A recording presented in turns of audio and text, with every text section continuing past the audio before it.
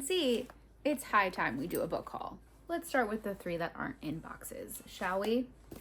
First up is You Dreamed of Empires by Alvaro Enrique.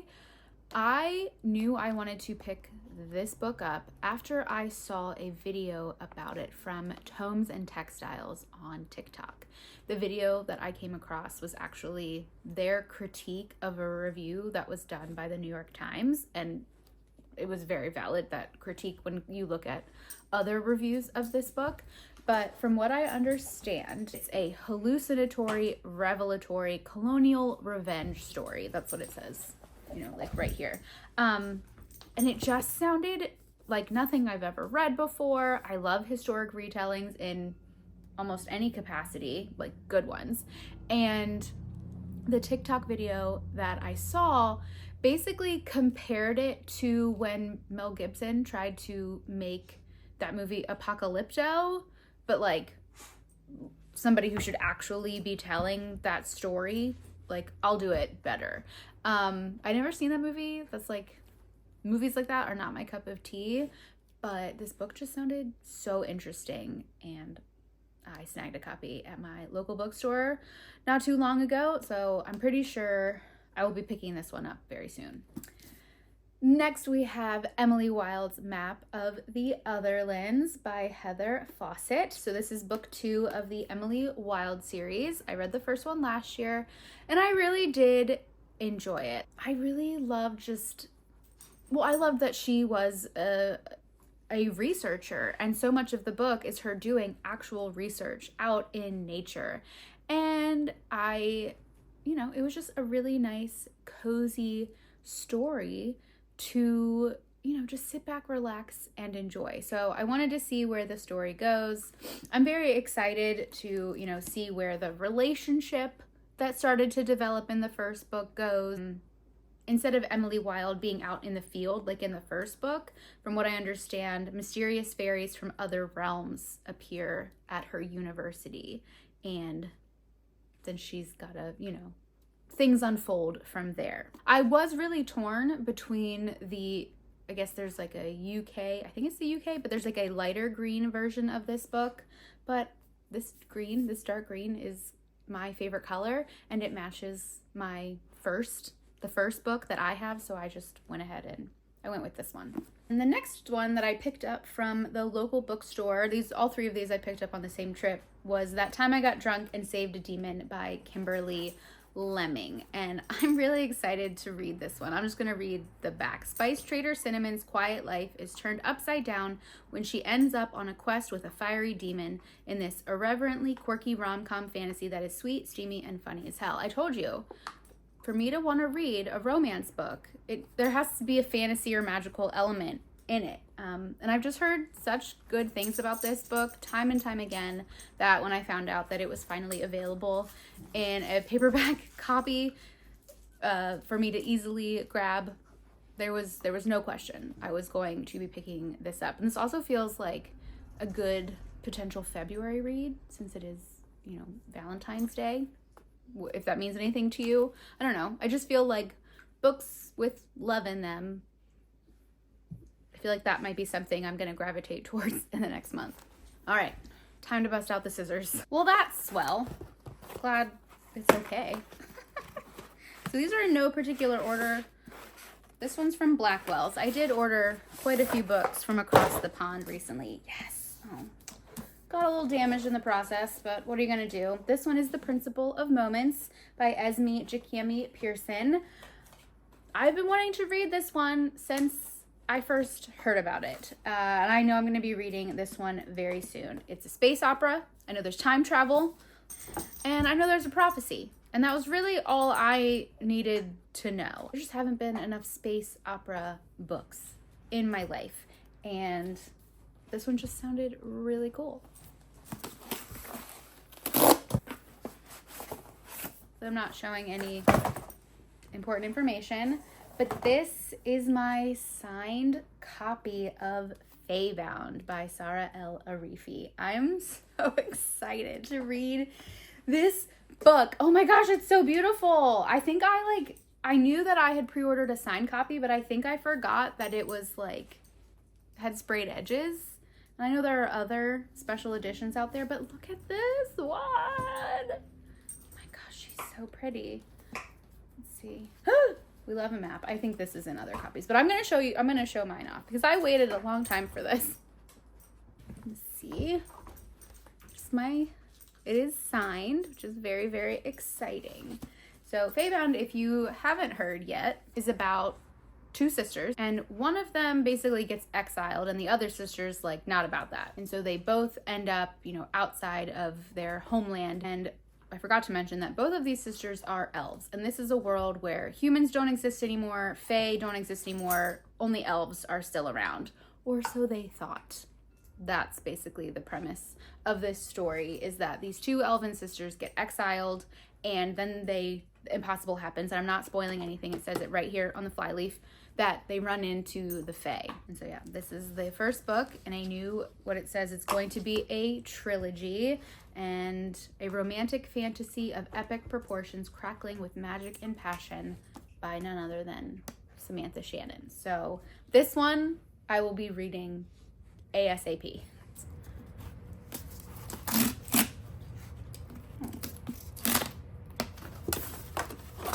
These are, I can't remember. Oh, I know why I ordered these from Blackwell's and just didn't go pick them up at another bookstore. I think the price was right, and I was already pre-ordering The Principle of Moments from Blackwell's because if I wanted it sooner than later, I needed to order it from the UK because I couldn't find it anywhere here. I don't understand how all of that works yet. But anyway, these are the other two books that I ordered when I pre-ordered that one because it was kind of like, you know, why not? The first one is A Dowry of Blood by S.T. Gibson. This one is on my 24 in 2024 reading list, as are The Principle of Moments and Faebound. And I'm really excited to read this one, as I talked about in that other video that I will link down below if you want to see my full list of 2024 books that I'm holding myself accountable for reading this year. But this one, this is the tale of Dracula's first bride. And that was really all I needed to know. It was a Dracula retelling, but it was more from the perspective of one of his brides, and that it was, you know, gothic and seductive. I heard it was just very unique, and I love a gothic tale, which, I mean, just look at this one. It screams gothic tale. And then I snagged a copy of This Is How You Lose the Time War. And this is a co-authored book by Amal El Motar and Max Gladstone. And this is, from what I understand, a very unique science fiction romance. I saw Reagan from the Peruse Project. She is one of my favorite booktubers. I'm pretty sure I've mentioned her at least once over the course of these first couple videos, but she did a reading vlog that included this book, and it just sounded so interesting and quirky, but still romantic. My light just died, so the show must go on. We're gonna finish this anyway, because we're almost done, you know, learning curve. Basically, it's about these two rival, time agents. And now my dog is shaking the tripod. He's using it as leverage for a toy. Man, this isn't the sign to wrap it up. They start writing letters to each other, and then a relationship develops over time. But you know, it's all set against a war and space and time travel. So I like, and again, sometimes it's nice to have books that aren't super long. I mean, you saw some of the other books that I've hauled. Like, this one's not very long, so this will be a nice one to, you know, probably get me out of a reading slump, or, you know, just when I need to fill a gap, or I just need something that's not an epic fantasy romance. All right, so this one is from Goldsboro Books, and as you can see, it is very well packaged. This is also kind of for my husband too, are part of their Premiere subscription, which is mostly fiction. It's all like fiction of different varieties. And this was the one book that was on kind of the list of upcoming books that were part of the subscription that I was just like, have I made a mistake? But then I looked past this one and I was like, no. A lot of these other books I would be very interested to read because they're outside of what I usually pick up. But then I thought about it and I was like, well, I'm not the only reader in the house. And this sounds like something my husband would read. So this is One of the Good Guys by Araminta Hall. And, so this cover is, just guys, looks like he's got, a little dinner tray with a flower and a beverage and something nice. And but you'll see this is their special edition of this book. That's their special editions. That's what the premier subscription it gets you of these, curated fiction reads. Don't ignore the warning signs. That's what it says on the back of this book. If most men say they're one of the good guys, then why are so many women afraid to walk alone at night? A man, girlfriend breaks up with him. He moves somewhere, meets a new person. They start to get to know each other. But then 2 young girls go missing and the main characters realize they don't know each other that well at all. And then that was me paraphrasing the flyleaf. And then this is what happens when women have had enough. So I don't take that for what it's worth. I'm going to do my best to get Rob to read this, and then I will share what his thoughts on it are whenever he gets around to it. But this one, I think this one might be too much for me. I think I also read somewhere that this one was full of feminine rage. So maybe at some point in one of my future luteal phases, I will get angry enough at something to want to pick up a book like this. So this one, I kept calling the one that I got last month Dead Sweet a thriller, but that one was a crime story. I think this one's supposed to be more of a thriller. And, I'm guessing he's not one of the good guys, but I don't know. Again, we shall see. Last box that I have.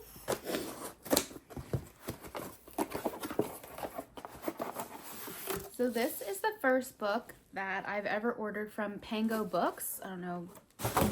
I guess it's a, kind of like an eBay, but for books, or a Poshmark, but for books. And I just happened to look on there. There was a book that I knew I really wanted to snag for February. Again, just that romance theme. And I was thinking of what books am I going to read in February that's going to kind of keep me on track to read all the books that I said I was going to read in 2024. So I went to go see if there was a copy of Alone with You in the Ether by Olive E. Blake, and there was. And to add to this haul, I will also say that while I was on there, another book by Olive E. Blake just happened to pop up, said, hey, you might also be interested in this one. I think that one's One for My Enemy. So I don't have that one physically on hand yet, but I will include it in this haul because it is currently being shipped to me. They were not lying when they said this book was basically new. So I'm really excited to read this one. I read Masters of Death last year, and I just knew that I wanted to give some more of Olive E. Blake's books a try. Yes, that was my dog running rampant through my living room. He's my constant companion. It really says at the bottom, a love story. And I'll just read the last line of this synopsis. Could 6 conversations with a stranger be the variable that shakes up the entire simulation? Ooh. And I don't know a ton about what this is about, but I've heard enough positive reactions to this book by people I've also had good experiences with books that they've recommended.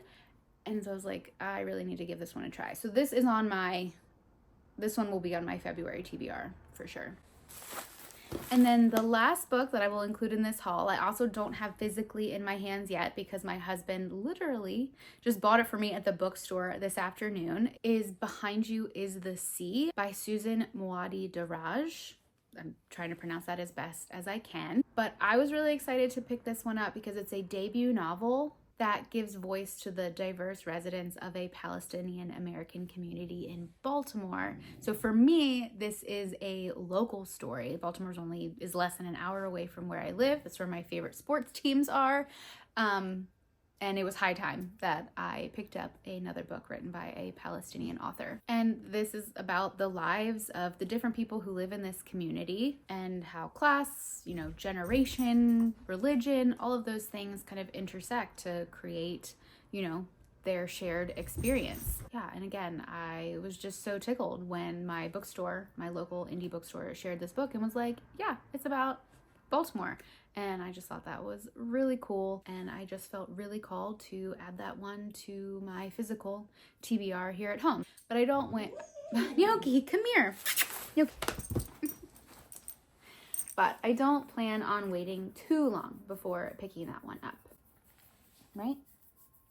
So I would love to know, have you heard of any of these books? Are you planning on picking any of these up in the near future? Or are there any books that you think that I really need to get my hands on and, you know, add it to a pile for a future book haul? Let me know in the comments. And as always, thanks so much for watching. I'm rooting for you. Hey! And I'll see you next time.